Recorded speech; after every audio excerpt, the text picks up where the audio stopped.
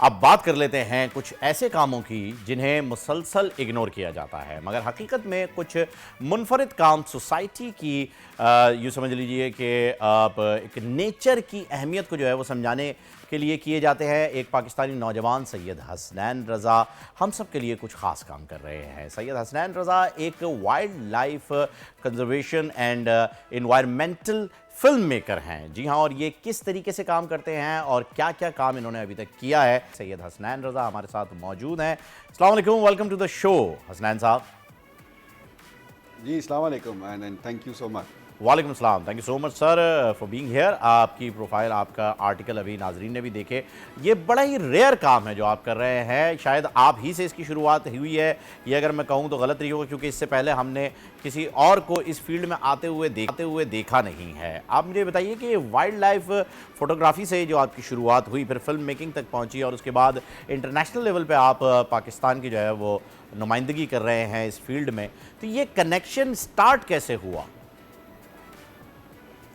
जी बात यह है कि लोग कर रहे हैं पाकिस्तान में, लेकिन वो बात यह है कि उस तरह से उनको वो प्रोजेक्शन नहीं मिल रही। मेरा स्टार्ट इस तरह से हुआ कि जब मैंने अपनी डिग्री ख़त्म की और almost I was in between, I was doing my masters in fine arts, तो मुझे जो पहला प्रोजेक्ट मिला वो WWF की तरफ से उस वक्त वर्ल्ड वेटलैंड्स डे के ऊपर एक प्रोजेक्ट एक दोस्त के थ्रू मिला। और उसके बाद फिर ये कि मैं मेन स्ट्रीम मीडिया में था और मैंने ISPR के लिए कुछ प्रोजेक्ट्स किए और बाकी वॉर फिल्म के साथ कुछ प्रोडक्शन और इस किस्म के काम वगैरह बाकी कुछ काम किए। लेकिन 2014 में जो ब्रेक थ्रू मुझे मिला वो ये था कि मुझे ये शर्फ हासिल हुआ कि निसार मलिक साहब के साथ काम करने के लिए। वो पहले शख्स थे जिन्होंने 2007 में BBC प्लेनेट अर्थ के लिए स्नो लेपर्ड की शॉट्स पाकिस्तान से कलेक्ट करके दिए थे। तो उनके साथ मार्गला की डॉक्यूमेंट्री में जब मैंने काम किया तो 2014 में ये अपना माइंड बना लिया कि अब मीडिया में तो मैं हूँ, लेकिन मेरा पर्पज़ जो है वो सिर्फ यही फील्ड है, wild life and conservation film making. और उसी के ऊपर फिर फोकस किया और उसी में फिर यही सोचा कि अब आगे अपनी रिसर्च भी की जाए। और वो मेरा पहला प्रोजेक्ट था और सिंस देन उसके बाद फिर मलेशिया, सिंगापुर और बाकी जगहों पे साउथ ईस्ट एशिया में काफ़ी काम किया, रिसर्च भी वहीं पर की। तो वहाँ से मेरा ये स्टार्ट हुआ। पाकिस्तान में अगर देखा जाए तो फ़ोटोग्राफ़र्स बहुत सारे आपको मिल जाएंगे, लेकिन फ़िल्म मेकिंग की तरफ बहुत थोड़े लोग आते हैं। उसके 2-3 बेसिक रीज़न ये भी हैं कि शायद उस तरह से हमारे पास वो फैसिलिटीज़ है, वो TV चैनल्स नहीं है कि आपने फ़िल्म तो बना ली है या आप फिल्म मेकिंग करना चाहते हैं, लेकिन उस फिल्म को लेकर कहाँ जाएंगे। मेन स्ट्रीम मीडिया पे तो ऑलरेडी जो है ना। हसनैन, मुझे ये भी बताइएगा, सॉरी आपको कट कर रहा हूँ, मुझे बताइएगा बलूचिस्तान में अभी आपके काम को जो है वो काफ़ी पजीराई मिल रही है। बलूचिस्तान में जो अभी आपने रिसेंट अपना एक प्रोजेक्ट कंप्लीट किया है उसे काफ़ी सराहा जा रहा है, तो मैं ये जानना चाहूँगा कि उस प्रोजेक्ट की डिटेल्स भी हमारे साथ शेयर कीजिएगा और ये भी बताइएगा कि बलूचिस्तान का ही इंतखाब किस लिए किया। अच्छा, when I came to Pakistan after Covid के ड्यूरेशन में पाकिस्तान आया था, तो उस वक्त यही था कि एक तो अपना फिल्म फेस्टिवल पाकिस्तान में रन करें, दूसरा पाकिस्तान में कुछ यूनिक स्टोरीज़ मैंने जो है ना वो कवर करनी, और उसमें अस्तोला आइलैंड जो बलूचिस्तान में था that was one in my list. और फाइनली वो हमने अचीव किया। पिछले महीने हम वहाँ पर थे, वहाँ पे गए, पूरी हमारे साथ टीम थी, Pakistan museum of natural history के लोग थे और मरीन कंजर्वेशन पाकिस्तान के लोग थे। तो वहाँ पे हमने जाके उसको डिस्कवर किया। सो उसका रीज़न ये था कि अनटेम्ड आप कह लें कि नेचुरल ब्यूटी, वहाँ पे आपके ओशंस हैं जिनको अभी तक मतलब उस तरह से प्रोजेक्ट किया ही नहीं गया। आपके जो बीचेस हैं और आपके जो ओशन है और वहाँ की जो मरीन लाइफ है। लेकिन इसके साथ साथ कुछ दिल खराश चीज़ें, जैसे हर जगह पे जहाँ इंसानों के कदम पड़ते हैं तो वहाँ पे प्लास्टिक फुटप्रिंट, ह्यूमन फुटप्रिंट, आपका कार्बन फुटप्रिंट, ये सारी चीज़ें वहाँ पे होती है। तो प्लास्टिक भी हमें देखने को मिला और बहुत बड़े पैमाने पे नेटिंग है। और उसका रीज़न ये है कि लोगों को अवेयरनेस नहीं है। अवेयरनेस दी जाए तो हम सस्टेनेबल प्रैक्टिसेस की तरफ आ सकते हैं। इसके अलावा मैं एक और चीज़ लाजमी मेंशन करना चाहूँगा कि बहुत ज़्यादा एक हमारे बलूचिस्तान को जो है ना लेकर एक नेगेटिव प्रोपेगेंडा होता है, सिक्योरिटी इशूज़ ऐसा वैसा। हम बग़ैर किसी सिक्योरिटी के, बग़ैर किसी प्रॉब्लम के वहाँ पर गए। लोकल जितने भी लोग थे उन्होंने हमें वेलकम किया। हम लोकल रेस्टोरेंट्स पे वहीं पे हमने खाना खाया, वहीं पे हम ठहरे। और जो हमारे गवादर में दोस्त थे उन्होंने हमें अपने घरों में वेलकम किया। सो ऐसा कुछ भी हमने नहीं देखा कम अज़ कम कि जो बलूचिस्तान के बारे में कहा जाता है कि वहाँ पे सिक्योरिटी इश्यूज़ हैं या वो ऐसी कुछ बात है। तो that was all very positive. Other than that कि जो प्लास्टिक है वो हमें वहाँ भी देखने को मिला और उस पर काम होने की ज़रूरत है और लोगों को अवेयर करने की ज़रूरत है। और जो हमने जो प्रोजेक्ट किया था it was basically for Vida world film festival और हॉलीवुड क्लाइमेट समिट इन 2024। तो ये डॉक्यूमेंट्री उसके लिए जाएगी, तो उसके पर्पज़ के लिए हमने ये डॉक्यूमेंट्री शूट की थी। अच्छा, एक मिनट रुकिएगा हसनैन, मैं यहाँ पर आपसे जो है वो ये जानना चाहूँगा कि वाइल्ड लाइफ फोटोग्राफी की अगर हम बात करें, फिल्म मेकिंग की बात करें, it's a very risky thing. क्योंकि देखें, अगर आप ट्रेंड नहीं हैं और आपको ये नहीं मालूम कि किस वक्त आपको कोई जानवर, या तो कोई वेनमस, कोई पॉइजनस कोई जानवर आपको बाइट कर सकता, कोई चीता, शेर आपको खा भी सकता है भाई साहब, इस लेवल पे भी ये चीज़ जाती है। लोग काफ़ी घबराते हैं, डरते हैं इस काम की तरफ बढ़ने से। आपने ये जो है वो कब शुरू किया, और आपको क्या कहना है आवाम से कि अगर वो ये काम करना चाहते हैं तो किस तरह से करें, कोई प्रिकॉशंस वगैरह लें, किस तरह से आप गाइड कुछ बताइए उनके बारे में। देखिए, बेसिकली तो आपको जो बेसिक ट्रेनिंग है वो तो होती है, हमारी भी थी। उसमें यही था कि when we went to Borneo which is 130 million year old rain forest in Malaysia, जब हम वहाँ पर गए तो उससे पहले हमारी पूरी एक ट्रेनिंग थी कि किस तरह जाना है, किस तरह से आपने वो करना है। एंड SOPs होते हैं कि जानवर को जब भी आपने टच करना है, ग्लव्स पहनना है, मास्क पहनना है। स्पेशली ओरंगुटान जो प्रेमेट्स हैं, उनसे आप कोई डिजीज़ ले सकते हैं या दे सकते हैं।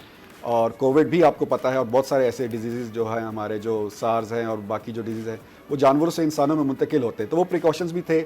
उसके अलावा ये है कि बहुत ही एक खूबसूरत दुनिया है। जानवर जो हैं वो आपके इंसानों की वाइब को समझ जाते हैं। जैसे हमें लग रहा होता है कि यार ये जानवर हमारे लिए ख़तरनाक है, ऐसा नहीं होता। वो जानवर भी शायद यही सोच रहा हो कि ये इंसान हमारे लिए ख़तरनाक है, जबकि ये जो दूसरी वाली बात है ये ज़्यादा ठीक है। मैंने एक कंपैरिजन किया लास्ट ईयर जब मैं जर्मनी ऑस्ट्रिया में था। हम बर्ड फोटोग्राफी जब करते हैं, अपना वो गेटअप वगैरह करके प्रॉपर एक साइलेंट तरीके से बैठ जाते हैं और उसके बाद कैमोफ्लेज करके बैठ जाते हैं। यूरोप में ये था कि हमें बर्ड्स बड़े इजीली मिल रहे थे, और जब हम थोड़ी बहुत मूवमेंट भी करते थे वो भागते नहीं थे हमसे। उसका रीज़न ये था कि पाकिस्तान में जब हम ये करते हैं तो हमें बड़ी मुश्किल होती है। वो इसलिए कि पाकिस्तान में बर्ड्स को हंट किया जाता है और बाकी वाइल्ड लाइफ को भी। तो हंटिंग की वजह से जो वाइल्ड लाइफ है वो किसी भी ह्यूमन प्रेजेंस को देख के भाग जाती है। तो पाकिस्तान में शॉट्स लेना कदरे मुश्किल हो जाता है, जबकि वहाँ पे जहाँ कोई हंटिंग नहीं है वहाँ पे वाइल्ड लाइफ आपके बहुत करीब आ जाती है, घरों के करीब आ जाती है। इस्लामाबाद में कुछ हद तक है कि बहुत ज़्यादा एक कह लें कि वाइल्ड बोर्ड्स हैं और जो मंकीज़ हैं, रीजर्स मैकैक्स, वो जो हैं आपके आ जाते हैं। उसमें यह है कि वही बात है कि लोग जो है ना उनको फीड कराते हैं बेयर हैंड्स के साथ, जो कि नहीं होना चाहिए, और अक्सर जो है ना गाड़ियाँ उनको हिट कर देती हैं। तो ये सारी चीज़ें हैं। इसके बरक्स बहुत ही एक खूबसूरत दुनिया है, और जहाँ पे जो है ना आपको आई बिलीव इसको अडॉप्ट करना चाहिए और बच्चों को अर्ली एज पे नेचर के साथ इंटरेक्ट करवाना चाहिए। नेचर लवर होना बहुत ज़रूरी है, और एट द एंड आपको नेचर ही जो है वो सब कुछ देती है। बदले में भी आप नेचर के साथ जितना फ्रेंडली रहेंगे, नेचर भी आपको उतना ही खुश रखेगी। इसलिए दरख्त लगाना भी बड़ा ज़रूरी होता है। मुझे बताइएगा हसनैन कि हर तस्वीर के जो है वो कई पहलू होते हैं, तस्वीर का दूसरा रुख भी देखना चाहिए। आपने ऐसी कौन सी यादगार तस्वीर खींची है जो कि आपके दिल के सबसे ज़्यादा करीब है, खा उसे अवार्ड मिला हो या ना मिला हो, और वो लम्हा, वो मोमेंट, वो जर्नी, क्योंकि आपको कई रोज़ लग जाते हैं क्लिक लेने के लिए। जैसे कि आपने बताया कि जब आप बर्ड्स के लिए बैठते हैं तो एक जगह पे स्टैटिक बैठ जाते हैं, वो घंटों का नहीं दिनों का काम है।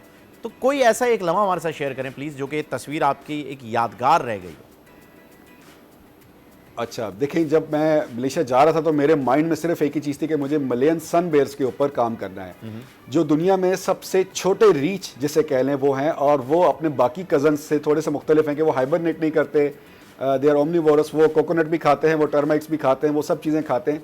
तो वहाँ जो उनका कंजर्वेशन सेंटर था वो बिल्कुल रेन फॉरेस्ट के ऊपर था, और वो मेरे लिए एक यादगार लम्हा था कि जब आफ्टर 2 साल की तगदो के बाद अपनी रिसर्च प्रपोजल सबमिट करवाए, परमिट्स हासिल किए, सब कुछ करने के बाद फाइनली जब मैं उसकी फिल्म मेकिंग के लिए जा रहा था, और वहाँ जाके पहले छोटी सी हमारा ब्रीफ ट्रेनिंग हुई और उसके बाद फिर हमने कैमरा उठाया और फील्ड में चले गए, तो वो एक यादगार लम्हा था। स्पेशली वो documentary wild life conservation film festival में चली हॉलीवुड कैलिफोर्निया में, तो मेरे लिए वो एक बिग ब्रेक थ्रू था। मेरे प्रोफेसर्स ने बड़ा साथ दिया उस वक्त उस प्रोजेक्ट में मुझे। हमारे प्रोफेसर ने, एक जो यूके से थे, उन्होंने कहा कि मेरी वॉइस ओवर अगर आपको अच्छी लगे तो आप ले सकते, तो उनसे मैंने फिर उनकी वॉइस ओवर की खिदमत हासिल की। इसी तरह एक और प्रोफेसर ने मुझे स्क्रिप्ट लिखने में हेल्प आउट किया, तो वो मेरे लिए एक यादगार लम्हा था। अच्छा, पाकिस्तान की अगर जाते जाते मैं आपसे जो है वेरी क्विकली एक चीज़ बस पूछना चाहूँगा, और मैं चाहूँगा कि उसका आंसर भी आप जो है वो मुख्तसरन दीजिए। मुझे बताइएगा हसनैन साहब के वाइल्ड लाइफ फोटोग्राफी का सवाल एक मरतबा फरहान कुरैशी साहब ने हिटलर कुरैशी से किया था, तो उन्होंने तो कह दिया था कि अब्बा नहीं मानेंगे, बड़ी मुश्किल से मनाया गया था उन्हें। आपके साथ कोई ऐसे मसले मसाइल आए? नहीं ऐसे मसले मसाइल कोई नहीं आए, and my family and my parents have always been supportive. ज़बरदस्त। सिर्फ ये है कि जब हम वाइल्ड लाइफ फोटोग्राफी पाकिस्तान में कर रहे होते हैं तो आपको फुल टाइम जो है ना, मतलब उसको देते भी हैं, लेकिन उसके साथ कोई ना कोई you need to have a side hustle जहां से आपका एक ब्रेड एंड बटर चल रहा हो। क्योंकि पाकिस्तान में हम वो चीज़ नहीं कर सकते। बिल्कुल ऐसा ही है कि आपको फुल टाइम बिजनेस की जगह शौक को जो है वो शौक तक रखना चाहिए, और उस वक्त तक आप फुल टाइम बिजनेस ना बनाएं जब तक कि आपकी अर्निंग स्टार्ट नहीं हो जाती। Thank you so much Hasnain Raza, आप हमारे साथ थे, बहुत दिलचस्प गुफ्तगू रही और बहुत कुछ जानने को मिला। और डेफिनेटली मैं भी जो हूँ वो नेचर वाइल्ड लाइफ फोटोग्राफी में तो नहीं जा सकता, हाँ ये ज़रूर है कि मरी के पहाड़ों पर बैठकर मैं चील कौवों की तस्वीरें ज़रूर खींचने की कोशिश करूँगा कि इंस्पिरेशन मिल सके। सब्सक्राइब करें और बेल दबाएं ताकि कोई खबर रह न जाए।